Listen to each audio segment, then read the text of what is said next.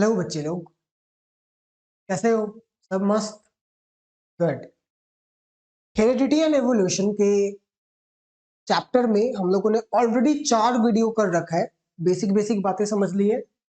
Mendel का सारा experiment देख लिया। ट्रेट्स कैसे एक्सप्रेस होते हैं, डोमिनेंट ट्रेट क्या होता है, रिसेसिव ट्रेट क्या होता है, क्रोमोजोम क्या होता है, जीन क्या होता है, इनहेरिटेंस क्या होता है, सब समझ लिया। एटलीस्ट आई होप सो ये सब कुछ समझ में आ गया हो। नहीं समझ में आ गया हो then please please go back, watch those videos again. ठीक है भाई, वो सब इस चैप्टर का ना बेस है। वो समझ में आना ज्यादा जरूरी है पूरे चैप्टर में एक एक बात जानने से। ठीक है, वो नहीं समझ में आएगा तो आगे से कुछ समझ में नहीं आएगा, राइट? और अगर समझ में आ गया तो फिर क्या कहना, फैंटास्टिक। आगे देखते हैं हम लोग। इस वीडियो में आज हम लोग देखेंगे mechanism of evolution. Evolution exactly कैसे होता है, राइट? एवोल्यूशन का मतलब तो समझ रहे हो? एवोल्यूशन का मतलब क्या होता है? हम लोग बंदर से इंसान बन गए, बंदर भी किसी से आए होंगे, वो भी किसी से आया होगा। लाइफ की शुरुआत तो सिंगल सेल्स के फॉर्म में हुई थी ना, वो भी प्रोकैरियोटिक सेल के फॉर्म में। ठीक है, उस प्रोकैरियोटिक सेल में चेंजेस आते गए आते गए आते गए, उससे ये मिलियंस टाइप्स ऑफ ऑर्गेनिजम्स बन गए, right? This very process is called evolution. ठीक है, एवोल्यूशन। अब देखो होता क्या है ना कि एक पर्टिकुलर टाइप का ऑर्गेनिज्म है, उसके बॉडी में कुछ ना नया चीज हुआ। अब वो नया चीज जो है वो जो नया कैरेक्टर है, जो नया फीचर उसके बॉडी में ऐड हुआ। लेट्स से कि ह्यूमन बींग्स, एक ऐसा ह्यूमन बींग बना या जन्म लिया जिसके डीएनए के हिसाब से, मतलब उसके जेनेटिक लेवल में ही वैसा चेंज आ चुका है कि उसके पास 6 फिंगर्स हैं दोनों हाथों में। लेट्स से कि ऐसा हो रहा है। ठीक है, उसके डीएनए में वो चेंज है, मतलब वो बस बाई मिस्टेक नहीं हो गया है, वो चेंज लिटरली उसके डीएनए में चला गया। मान लेते हैं कि एक छठा फिंगर आ गया, राइट? अब होगा क्या कि वो जो ह्यूमन बींग है, सिंस उसके डीएनए में है वो बात, तो वो उसके अगले जनरेशन में ट्रांसफर हो सकता है, राइट? लेकिन ये चीज तब होगा जब वो उसको इवॉल्व करना चाहेगा। ठीक है, मैं कहने का मतलब कि वो छठा फिंगर जो आया है नया नया, क्या वो उस इंसान को बाकी लोगों से बेहतर बना रहा है या नहीं बना रहा? ठीक है, मतलब वो जो एक्स्ट्रा फीचर ऐड हुआ वो यूजफुल है या और उल्टा हार्मफुल है फॉर लाइफ, राइट? अगर वो एक फीचर उस आदमी को, उस इंसान को दूसरों के ऊपर सुपीरियर रखता है, मतलब वो एक सुपीरियोरिटी ऐड करता है, कुछ एक्स्ट्रा यूज है उसका, कुछ एक्स्ट्रा बेनिफिट्स है, तो लाइफ क्या कोशिश करेगी पता है? बॉडी क्या कोशिश करेगी? तो उसको ना अगले जनरेशन में भी ट्रांसफर किया जाए, राइट? वो उसके अगले जनरेशन में ट्रांसफर होगा, फिर उसके अगले जनरेशन में, लाइक दैट। हो गया एवोल्यूशन, एक फीचर ऐड हुआ ना, ऐसे धीरे धीरे कई फीचर्स ऐड होंगे। मान लिया कि 10-15 फीचर्स ऐड हो गए। ठीक है, एक समय ऐसा आएगा कि वो ह्यूमन बींग जैसा बचेगा ही नहीं, तो बोलेंगे कि नया स्पीसीज बन गया। ठीक है, ऐसा ही होता है एवोल्यूशन, हम लोग देखते हैं अभी डिटेल में अच्छे से, right? On and evolution is a very very very slow process, right? So let's begin. तो अगर आपने अपने एनसीईआरटी बुक को कभी उलट पलट कर देखा है, कभी कभी गलती से भी पलट लिया करो भाई, राइट? तो अगर आपने देखा है तो उसमें ना आपको ये वाला डायग्राम दिखा होगा। This is right from your NCERT text book class 10। ठीक है, मैंने वहां से क्यों लिया, क्योंकि ये बहुत ही सटीक टाइप का एक्सप्लेनेशन है, बहुत ही अच्छा एक्सप्लेनेशन है ये डायग्राम। ठीक है, ये डायग्राम क्या समझा रहा है कि देखो, let's say there is a population of bugs, कुछ एक पर्टिकुलर टाइप का इंसेक्ट है जिसका एक पॉपुलेशन है जो कि झाड़ियों में रहता है। ठीक है, अब इस पॉपुलेशन के साथ, इस स्पीसीज के साथ क्या क्या चीजें पॉसिबल है होना। एक पॉसिबिलिटी है कि देखो यहाँ पे जो सारे दिख रहे हैं, सारे के सारे रेड बग्स, राइट? सब के सब रेड है, कोई दिक्कत नहीं है, गुड। मान लिया कि इसमें से एक ऐसा बग निकलता है जो कि किसी जनरेशन में ग्रीन हो जाता है। Look at this one, right? अब ग्रीन क्यों हो जाता है भाई? देखो, क्रोमोजोम वगैरह सब कुछ तो समझा चुका हूँ, इंफॉर्मेशन का फ्लो बता चुका हूँ कि डीएनए से आरएनए में जाता है, आरएनए से प्रोटीन में जाता है। तो ये तो केमिकल प्रोसेसेस है ना, बॉन्ड्स बनेगा, टूटेगा, राइट? वही सब हो रहा है।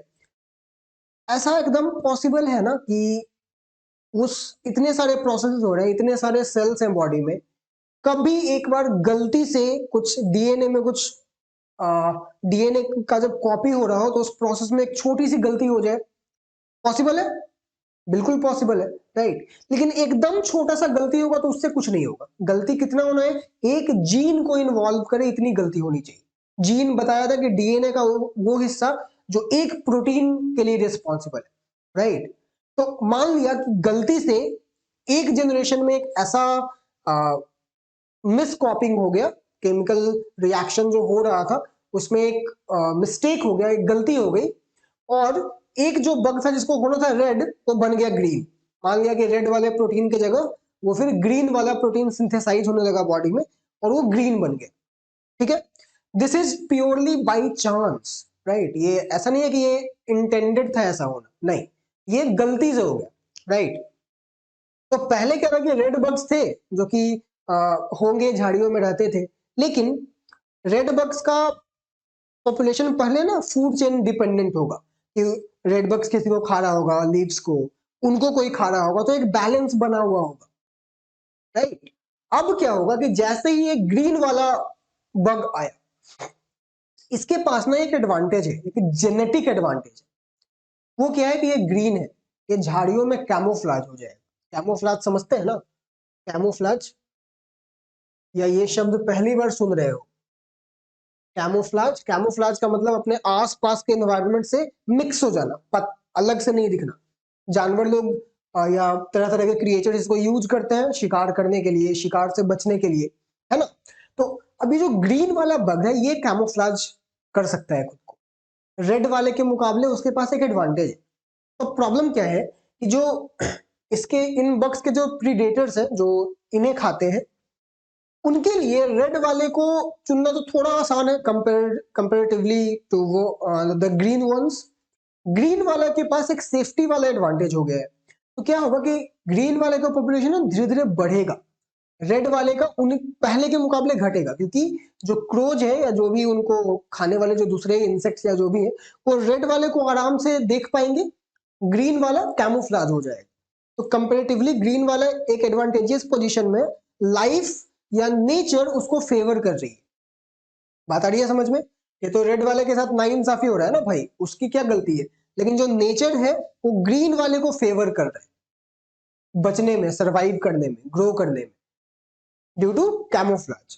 तो ग्रीन वाले का पॉपुलेशन बढ़ेगा और बढ़ेगा, और धीरे धीरे हो सकता है कि रेड वाले का खत्म ही हो जाए, राइट। और फाइनली जो पॉपुलेशन बचा वो सिर्फ ग्रीन वाले का बचेगा, रेड वाले का नहीं बचेगा। तो क्या ये इसको एवोल्यूशन बोलेंगे? क्या ये कुछ बेनिफिशियल हुआ है बग्स के लिए? बिल्कुल हुआ है। एज अ स्पीसीज उन्होंने एक सुपीरियर क्वालिटी अचीव कर ली ना। वो पहले भी उनको कौवे खा जाते होंगे, लेकिन अब क्या होगा कि अब कौवे के द्वारा उनका खाया जाना कम हो जाएगा, तो एज अ स्पीसीज अब तो वो थोड़ा सुपीरियर हो गए, उनका चांसेस ऑफ सर्वाइवल पहले के मुकाबले कहीं ज्यादा है। एवोल्यूशन हुआ, बिल्कुल हुआ, राइट। तो एक ये तरीका है जिसके थ्रू एवोल्यूशन हो सकता है। इस तरीके को हम लोगों ने नाम दिया है natural selection, right. This is called natural selection, nature select कर रही है, राइट।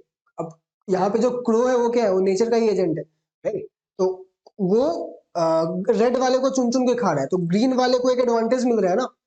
तो नेचर ग्रीन वाले को सेलेक्ट कर रही है क्योंकि उसके पास एक सुपीरियर ट्रेट है जो कि रेड वाले के पास नहीं है।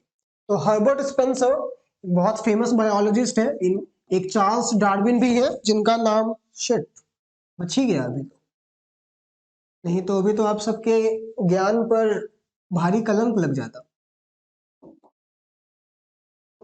तो एक साइंटिस्ट हर्बर्ट स्पेंसर है और एक चार्ल्स डार्विन है।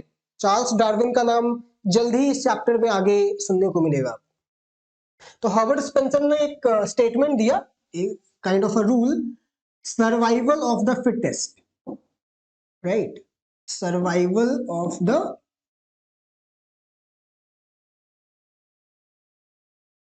फिटेस्ट। मतलब नेचर में वही सरवाइव करेगा जो सरवाइव करने के लिए सबसे ज्यादा फिट हो। Nature is very cruel towards those who are not fit, जो जिनके पास दूसरों के मुकाबले कोई एडवांटेज नहीं है, कोई सुपीरियोरिटी वाला ट्रेट नहीं है। नेचर उनको खत्म कर देगी धीरे धीरे, और जो सुपीरियर है वो बचेंगे, ठीक है, जो पावरफुल है वो बचेंगे। इस केस में अब पावरफुल होना, सुपीरियर होना फिजिकल प्रोग्रेस से उसका मतलब नहीं है, सिर्फ उसका मतलब है जेनेटिकली जो एडवांटेजियस पोजीशन में। इस सिचुएशन में क्या है, जेनेटिकली जो ग्रीन वाले बक्स है वो एडवांटेजियस पोजीशन में, वो उनका जो जीन्स है, उनके जो डीएनए है वो रेड वाले के मुकाबले उनको एक एडवांटेज प्रोवाइड कर रहा है, तो नेचर उनको सेलेक्ट कर रही है, ठीक है। और फाइनली एक नया ही टाइप का ऑर्गेनिज्म या स्पीसीज क्रिएट हो जा रहा है। तो इस तरीके को हम लोग क्या बोल रहे हैं, नेचुरल सिलेक्शन। दूसरी पॉसिबिलिटी क्या है कि बग्स थे, उसमें से एक ब्लू बग या किसी भी कलर का बग, इससे फर्क नहीं पड़ता, नया आया। कैसे आया, वही सेम कारण, by some miscalculation, by some problem in the process of copying of DNA, right. कुछ जेनेटिक इश्यू हुआ और एक नया कलर का बग आया। धीरे धीरे उस बग का पॉपुलेशन बढ़ने लगा, कुछ तो रिप्रोड्यूस करेगा ही।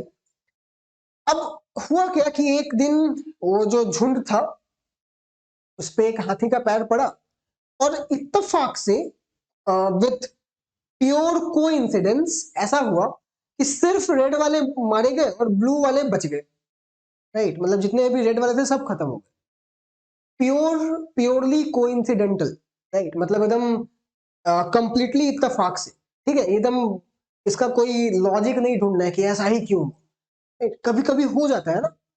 तो ऐसा हुआ, और हो सकता है वो स्पीसीज एंडेमिक हो। एंडेमिक का स्पीसीज समझते हो, एंडेमिक ऐसे स्पीसीज जो कि पूरी दुनिया में सिर्फ एक ही एरिया में पाई जाए, राइट। जैसे रॉयल बंगाल टाइगर पूरी दुनिया में सिर्फ सुंदरबन में मिलता है। डोडो बर्ड जो एक्सटिंक्ट हो चुका है वो पूरी दुनिया में सिर्फ मॉरिशस में पाया जाता है। तो ऐसे स्पीसीज को हम लोग एंडेमिक बोलते हैं।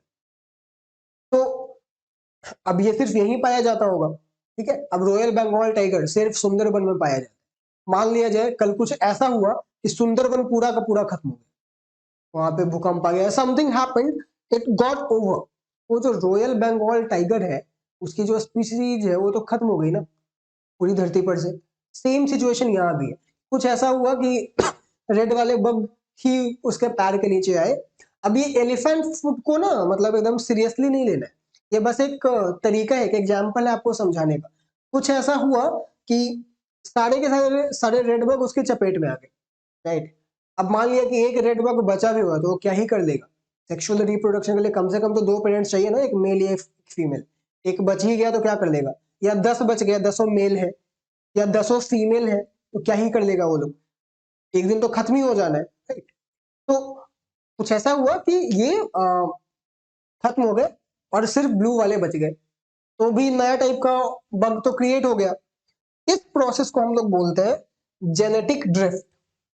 क्या बोलते हैं, जेनेटिक ड्रिफ्ट। जीन का जो फ्लो है वो चेंज हो गया, इसमें कोई ब्लू वाले के पास कोई एडवांटेजियस पोजीशन नहीं था जेनेटिकली, ऐसा नहीं था कि वो रेड वाले से सुपीरियर थे। कैमोफ्लेज तो एक पॉइंट है, पर जो प्रोसेस यहाँ दिखाया जा रहा है उसके हिसाब से तो रेड वाले को ब्लू वाले को कोई एडवांटेज नहीं था, ये प्योरली चांस बेस्ड था, राइट। तो ऐसा ना नेचर में ऐसे सिचुएशंस आते रहते हैं। जैसे मान लिया कि एक पॉपुलेशन है किसी ऑर्गेनिज्म का, भेड़ों का या किसी का, किसी पहाड़ के एक साइड रहता है और जंगल वंगल में अपने घास वास चढ़ते हैं, उधर ही जीते हैं। एक भेड़ किसी दिन निकला और पहाड़ के उस पार चला गया, अपने पॉपुलेशन से अलग हो गया। अब कुछ ऐसा हुआ कि वो वापस नहीं आ पाया, ठीक है, और उधर भी उसे कुछ भेड़ें मिली तो वो उधर इंटरब्रीड कर पाया और अपना स्पीसीज कंटिन्यू कर पाया।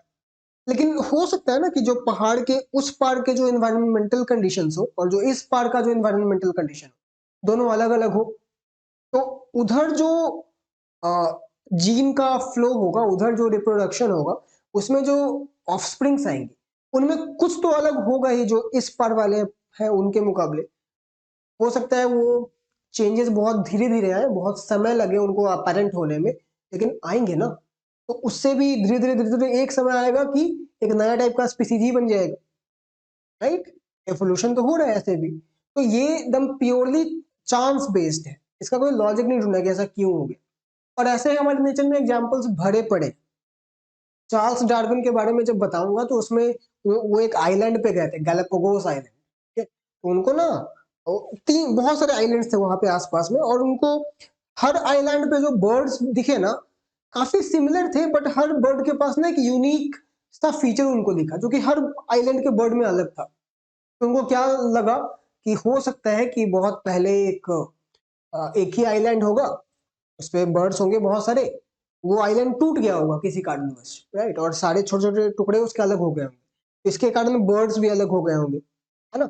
अब अलग अलग आइलैंड पे बर्ड्स को अलग अलग कंडीशंस मिले होंगे, एनवायरमेंटल कंडीशंस, अलग अलग सर्वाइविंग कंडीशंस मिले होंगे, अलग अलग टाइप के फूड मिले होंगे उनको, राइट। उसके आधार पे over the time, over a very long span of time, अलग अलग आइलैंड्स पर के जो बर्ड्स थे उन्होंने अपने बॉडी को उस तरीके से मॉडिफाई कर लिया according to conditions of that particular island.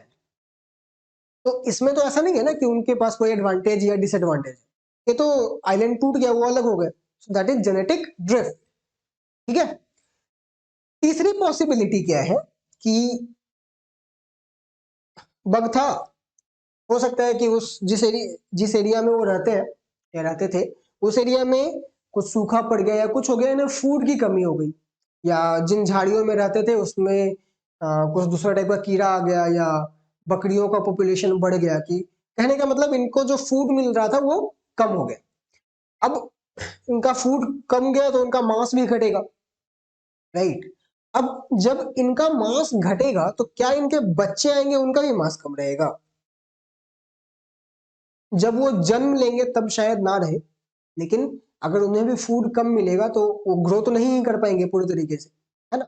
लेकिन जब वापस से फूड अवेलेबल हो गया, राइट, यहाँ पे फूड स्कार्सिटी हुई थी, खाने की कमी हुई थी, वापस से फूड अवेलेबल हो गया, तो उनका मांस वापस बढ़ेगा या नहीं बढ़ेगा। अगर ये जो जनरेशन है ये उस जनरेशन के बहुत बाद का जनरेशन है, लेट्स से ये फर्स्ट जनरेशन था, तो हम लोग मान लेते हैं कि ये 1 मिलियंथ जनरेशन है।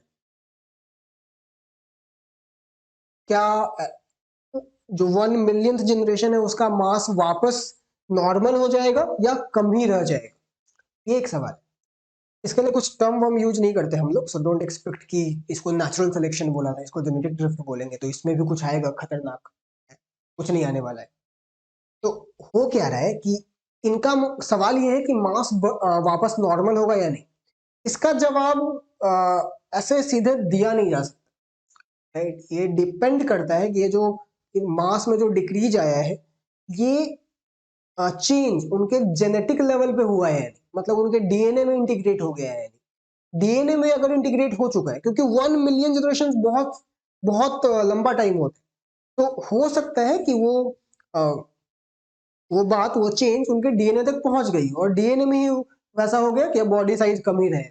अगर ऐसा हुआ है तो वो आगे ट्रांसफर होगा, मतलब आगे भी साइज छोटा ही रह जाएगा। लेकिन अगर नहीं हुआ है तो फूड अवेलेबल होगा, दे विल वो खाकर फिर से मोटे ताजे हो जाएंगे, that's it, as simple as that. बात क्लियर है। What is natural selection? कि नेचर सेलेक्ट्स दोज ऑर्गेनिजम्स और या those individuals of the population who have a genetic superiority or genetic advantage over the others, and they go on to form a new species or new organism or something.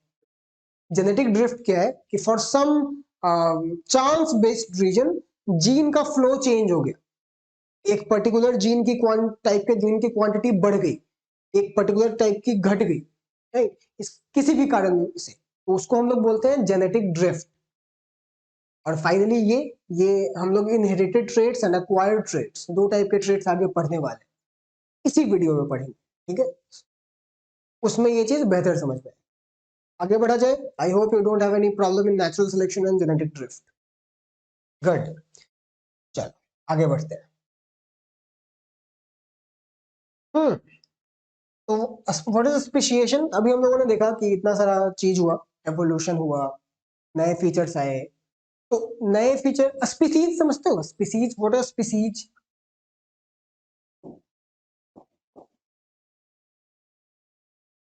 Species हम लोग किसी भी organism के उस population को बोलते हैं जो इंटरब्रीड कर सके, मतलब आपस में सेक्सुअली रिप्रोड्यूस कर सके। बात आ रही है समझ में? Those in fact all those individuals of a particular population, all those individuals of a particular organism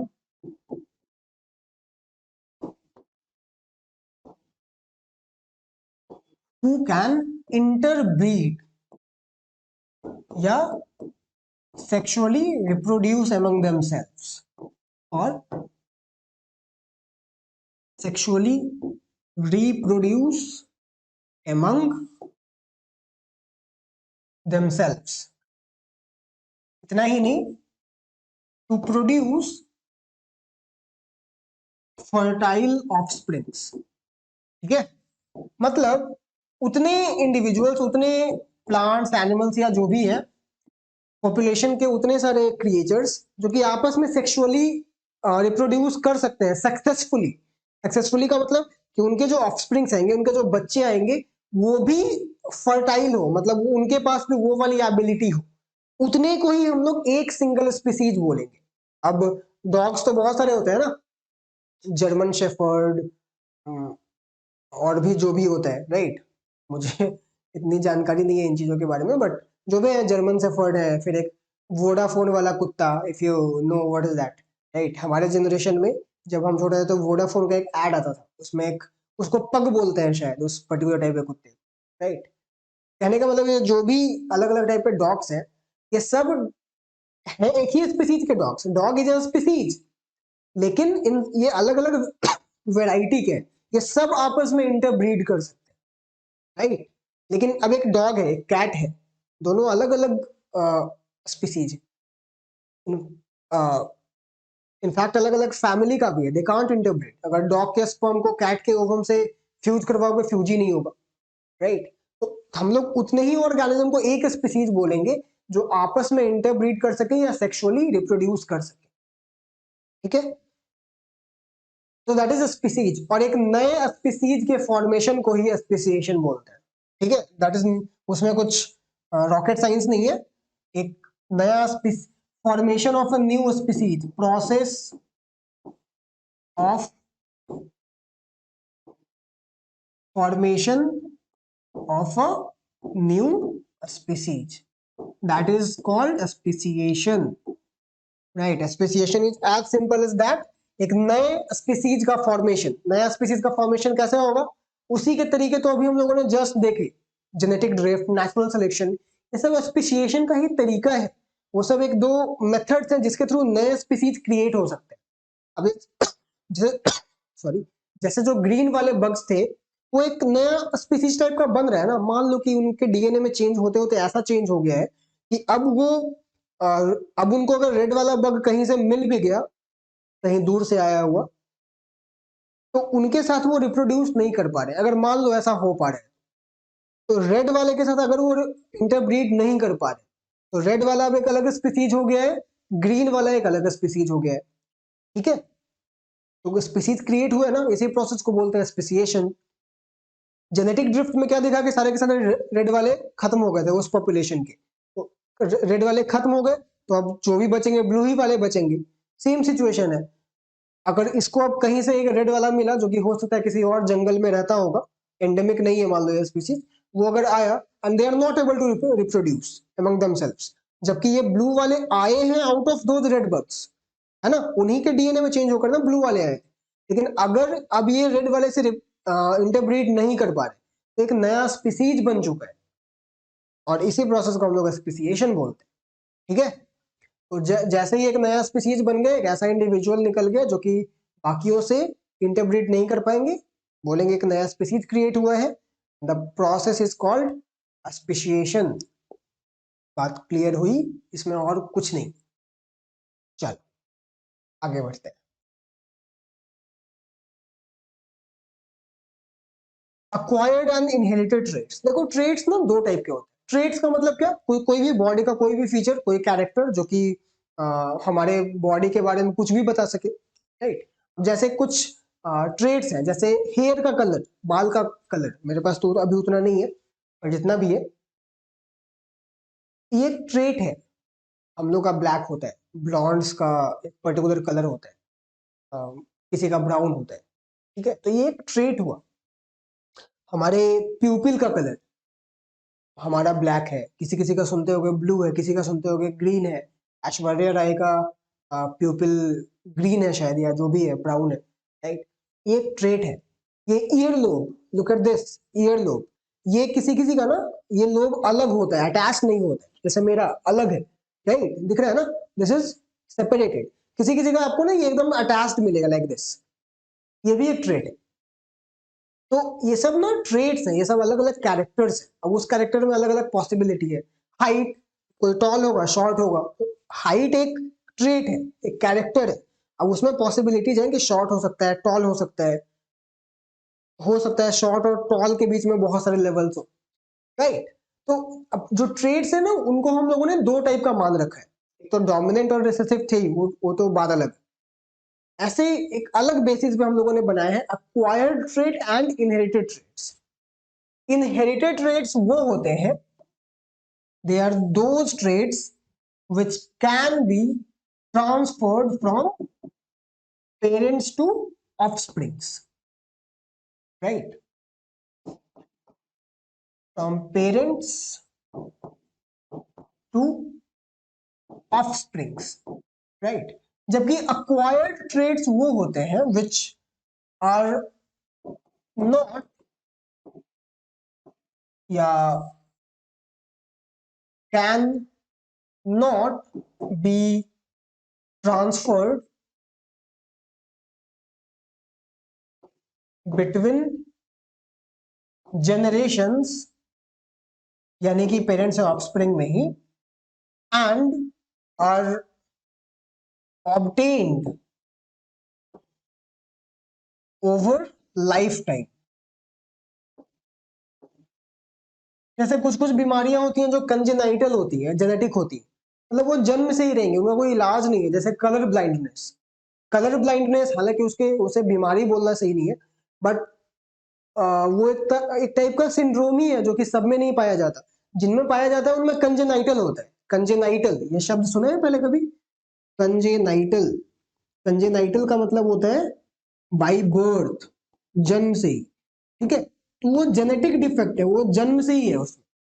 तो वही बात है, दो टाइप के ट्रेट्स हैं, एक अक्वायर्ड, दूसरा इनहेरिटेड।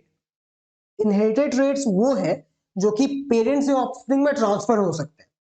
अब वो वैसा ही हो जाएगा, इसका कुछ कहा नहीं जा सकता। जैसे कि मेंडल के एक्सपेरिमेंट में हमें क्या दिखा था कि हमने एक शुरुआत की थी एक टॉल प्लांट से और एक शॉर्ट प्लांट से।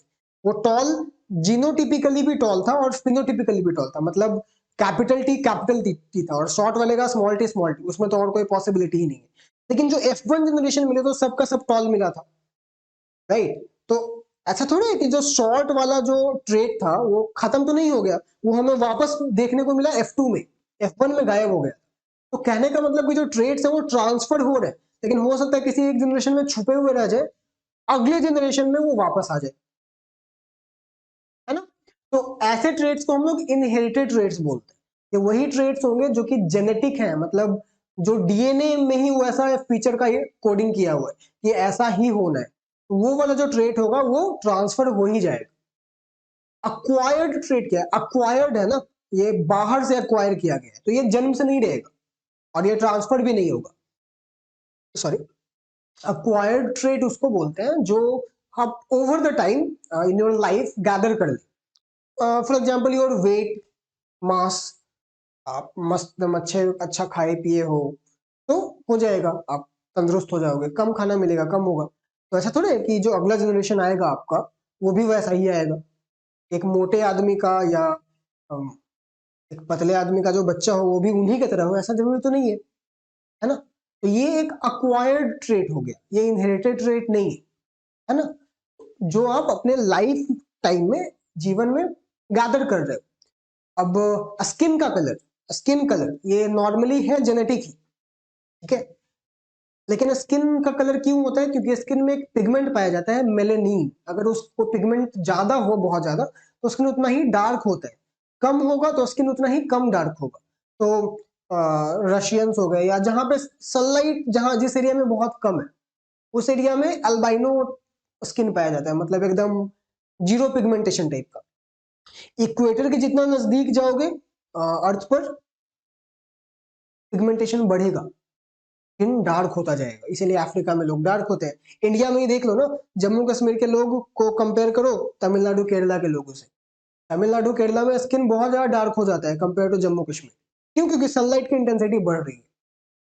बट दिस डजंट मीन कि अगर कोई अफ्रीकन कपल या इंडियन कपल लेट्स से वो रशिया में जाके बच्चों को जन्म देता है, तो इसका मतलब ये तो नहीं है कि उसका बच्चा अगर वहीं पल बढ़ रहा है तो वो गोरा हो जाएगा, या वैसे वर्षा कि रशियन कपल अगर अफ्रीका में आके उसका बच्चा पलता बढ़ता है या वहीं जन्म लेता है तो वो तो ब्लैक नहीं हो जाएगा। क्यों? क्योंकि हुआ क्या है कि पॉपुलेशन जो है वो एक जगह पे इतने ज्यादा समय से रह रहा है कि वो बात उसके डीएनए में जा चुकी है। ठीक है, तो वो अब जो शुरू में अक्वायर्ड ट्रेट की तरह होगा, सनलाइट की इंटेंसिटी की वजह से जो कलर आया होगा वो कन्वर्ट हो गया है किसमें? Inherited trait. राइट, अब वो जनरेशन बाय जनरेशन ट्रांसफर हो रहा है। ट्विंस का केस ले लो, जो मोनोजाइगोटिक ट्विंस होते हैं, जो जिनका चेहरा भी सेम होता है, सब कुछ सेम होता है, तो उन दोनों में जो इनहेरिटेड ट्रेट्स है तो दोनों में कॉमन होंगे। लेकिन जो अक्वायर्ड ट्रेट होगा, जन्म तो ले लिया एक जैसा, लेकिन अब जन्म लेने के बाद मान लिया कि एक को खूब खाना दिया गया, एक को बहुत कम दिया गया, तो एक तो एकदम तगड़ा बनेगा, दूसरा उतना तगड़ा नहीं बनेगा। राइट, तो ये उसका अक्वायर्ड ट्रेट हुआ, है ना। एक एक्सपेरिमेंट किया गया, एक चूहा लिया गया, उसकी पूंछ काट दी गई। बहुत दर्द हुआ होगा चूहे को, नहीं? सही बात है, दर्द तो हुआ होगा। खैर, और जो उसके बच्चे आए, उसके जो ऑफस्प्रिंग्स आए, उसके भी पूंछ काट दिए गए। ऐसा किया गया 9-10 जनरेशन तक। ठीक है, लेकिन ये पाया गया कि जो 11वां जनरेशन आया ना, उसकी भी पूंछ नॉर्मल ही थी। ठीक है, जो पहला जनरेशन था उसकी पूंछ काटी गई, और जो 11वां जनरेशन था उसमें भी पूंछ आया, नॉर्मल आया। तो इससे ये कंक्लूजन निकाला गया कि कोई भी चेंज तब तक बच्चों में ट्रांसफर नहीं होगा जब तक वो उसके जीन में ना चला जाए, डीएनए में ना चला जाए। ये उसका अक्वायर्ड ट्रेट है। ठीक है, तो ऐसा नहीं कि उसके बच्चे बिना पूछ के पैदा होंगे। लेकिन प्रॉब्लम इस एक्सपेरिमेंट के साथ ये है कि 10 जनरेशन में कुछ नहीं दिखेगा। एक बहुत बड़े स्पीशीज को बनने के लिए ना मिलियंस ऑफ ईयर्स लगते हैं, न जाने कितने लाख जनरेशन के बाद एक नया स्पीशीज बनता है। 10 जनरेशन में क्या ही रिजल्ट मिल जाएगा। राइट, तो होगा क्या कि अगर आप बार बार करते गए, अगर ये चीज उसके डीएनए में घुस गई कि पूंछ नहीं बनाना है, तो उसके जो ऑफस्प्रिंग रहेंगे उनमें पूंछ नहीं रहेंगे। ठीक है, तो जो अक्वायर्ड ट्रेट होता है वो लाइफ टाइम में गैदर होता है after birth, is not transfer to offsprings. लेकिन अगर वो इतनी बार रिपीट हुआ कि वो चला ही गया, डीएनए में ही चला गया, तब फिर वो कन्वर्ट हो जाएगा इनहेरिटेड ट्रेट। जैसे एक कहानी शायद सुनी होगी कि पहले के जमाने में जब जिराफ नहीं हुआ करते थे, सिर्फ हिरन हुआ करते थे। तो जिस एक पर्टिकुलर एरिया में जहाँ हिरन रहा करते होंगे, वहाँ जो हिरन है वो नीचे के ही घास खाएंगे ना, पेड़ पर चढ़ के तो नहीं खा पाएंगे। तो नीचे में घासों की कमी हो गई। ठीक है, नीचे में घासों की कमी कैसे हो गई? अब इसके कई कारण हो सकते हैं। मिट्टी में कुछ प्रॉब्लम आ गया, या दूसरे जानवरों का नंबर बढ़ गया जो घास ही खाते थे। ठीक है? घासों में कुछ बीमारी हो गई, घास खत्म हो गया। कहने का मतलब अब उनके पास एक ही ऑप्शन बचा कि वो पेड़ वाले जो वो पत्ते खाएं जो कि थोड़ी ऊंचाई पे अवेलेबल है। तो उनके लिए उनको थोड़ा ऊपर ऊंचा उठना पड़ा, थोड़ा पुश करना पड़ा खुद को। ये प्रॉब्लम इतने समय के लिए रहा कि ओवर द टाइम उनकी उनका नेक का लेंथ ही बढ़ गया and they converted into today giraffes. ऐसा माना जाता है, हालांकि इस थियरी का कोई प्रूफ नहीं है, कोई सॉलिड एविडेंस नहीं है। इस थियरी में अब ज्यादा लोग भी विश्वास भी नहीं करते। ठीक है, ये बस एक हाइपोथेसिस है कि ऐसा हो सकता है। राइट, लेकिन लॉजिकली देखें तो ये सही लगता नहीं। राइट, इसीलिए इस थियरी में अब उतना कोई विश्वास नहीं करता।